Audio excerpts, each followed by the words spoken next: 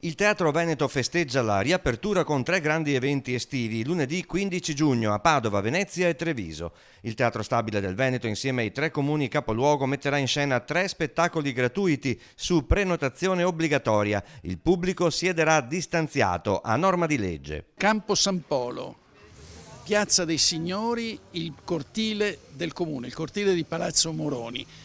Venite, no? Venite perché c'è da divertirsi. A Venezia in scena Carlo e Giorgio, a Treviso in Piazza dei Signori Red Canzian con uno spettacolo voce e piano. A Padova nel cortile del municipio l'Orchestra di Padova e del Veneto accompagnerà Fabio Sartor. Una festa che aprirà l'estate teatrale veneta all'aperto, cofinanziata dalla Regione.